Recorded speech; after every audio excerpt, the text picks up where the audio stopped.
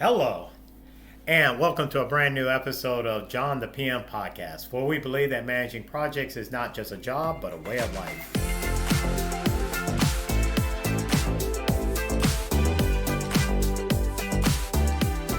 In today's episode, I'd like to talk a little bit about communications. Let's start off with a statement here about communications and project management, both for your personal and professional. While you are working on the project, the deliverable is communications.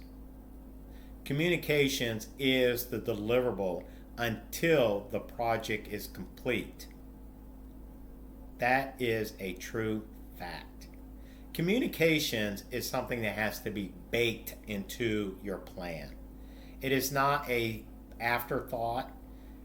It's not an additional item. It's not an additional task or anything of that nature. It is a part of your overall plan on those areas.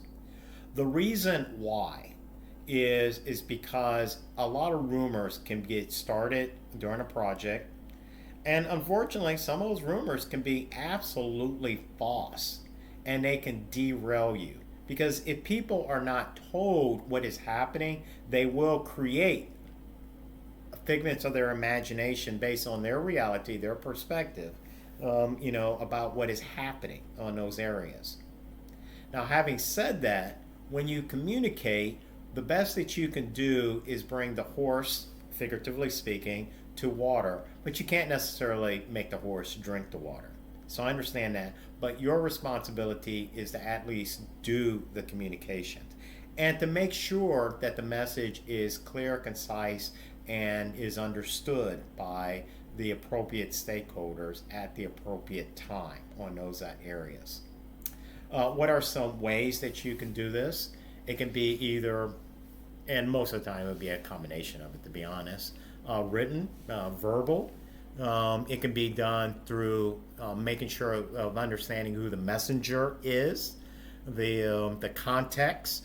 Is it something that they can that's truthful in those areas?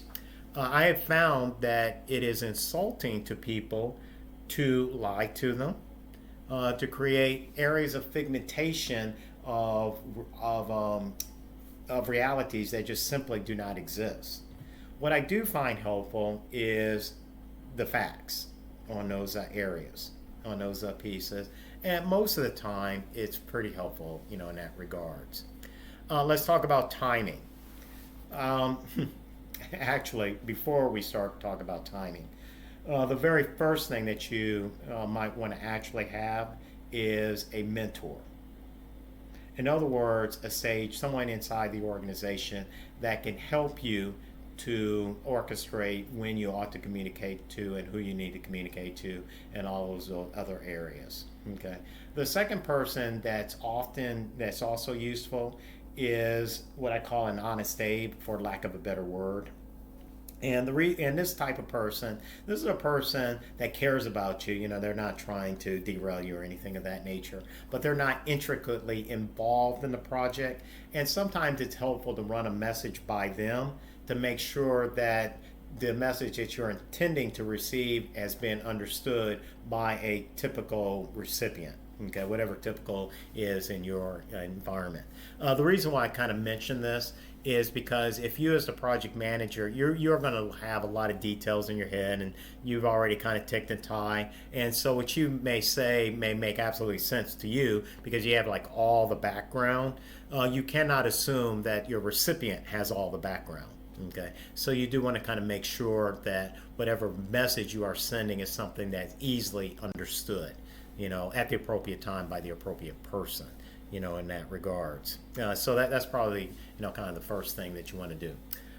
You do want to go back to your stakeholders register. In some of the previous episodes kind of talked a little bit about the stakeholders register. But at the end of the day, it's just a list of all the stakeholders, okay, at the end of the day. On those areas, and go by and ask yourself, or ask them even better yet, when do you need to have information? What do you actually need to know? Okay, If you're in a position where you can't really like ask them, quote unquote, that's where that mentor or sage can help you out. Your mentor or sage may say, yeah, John, this person, they kind of need to know ahead of time on this just because they're trying to do some work on their own and interfaces and ties in those areas. Or this is what the person needs to hear, or you need to talk to this person because they get verbals a little bit easier. For this person, they need a picture, a diagram or something, and this person, they need an email note because they're more like an audit compliance organization, and they need the paper trail kind of filled out completely, in those areas. Whatever the scenario is, you do need to kind of figure that piece out. The timing. Okay, so you do have to be a little bit strategic in this. You don't want it so early that people forget, by the time it gets there. But you don't want it so late that it's like too late. You kind of want it just in time, okay, on those pieces. Frequency. Frequency is also important. Sometimes it's helpful to do like little chunks, like a little sound bite, clip, on a weekly basis. Sometimes if you do it that way, okay, because this isn't a perfect issue, then people start tuning you out, okay? So, if you kind of like bring up the same thing like every other day or something, it just becomes, they just get used to the environment and they stop paying attention to you. So you do have to be cognizant of that, okay? So let me put some illustration behind this. Let's assume that I have a big event that's going to occur on December 25th, Christmas, all right? And we're going to have the Christmas, show on Christmas Day or something like that. And it's a big event. I need people to be kind of like on point. What I might do, in all sincerity, is have a countdown, so maybe, 90 days out, I'll send a note, once every 3 weeks. And then 60 days out, I'll start sending a note out every 2 weeks. And then 30 days out, I'll start sending a note out, once a week. And then 3 weeks out, I might start sending a note out every day.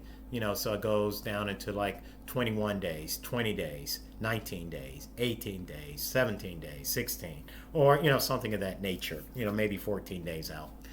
This way people kind of see it. 14 days out, people start paying attention. Ooh, I got to do something, on those areas. And, sometimes that helps out quite a bit, in those pieces. Know what it is that they're going to want to know. One of my business mentors, a really great gentleman, Jerry Lawson, just as a matter of fact, unfortunately he passed away a number of years ago, but I still keep his memory, both my heart and mind on those areas.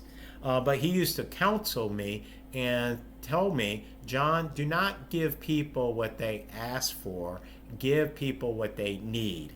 Now, do this with respect. If they ask for a certain, thought or communications or something of that nature, for sure, deliver that because you're kind of obligated to. However, ask them, what are you going to do with it? And if you discover that they're going to do something with it, make sure you give them the information that allows them to do whatever it is that they're trying to do in a professional manner, on that side. So if somebody asks you for some information, don't be afraid to ask, hey, what are you going to do with the information? Just tell them that just tell them that I want to be sure to give you the information that you actually need, but in order for me to help you, I need you to help me by letting me know what it is you're trying to do. And if they're having an honest conversation, and if you're being honest, then most of the time you can craft the message or communications that meets their needs perfectly. And believe me, everybody is far better off, on those sides. So again, these are just some helpful tips, meant to, on the communication side. Again, if you'd like to do the full program, we have a whole litany of a list and things that we kind of go through and really try to understand, on those pieces. But hopefully it kind of gave you a thumbnail sketch what you ought to be concerned about, in particular when you're looking at communications. So, just in closing, if you're looking for more information on how to become a great project manager, don't forget to hit that like button and be sure to subscribe to John the PM.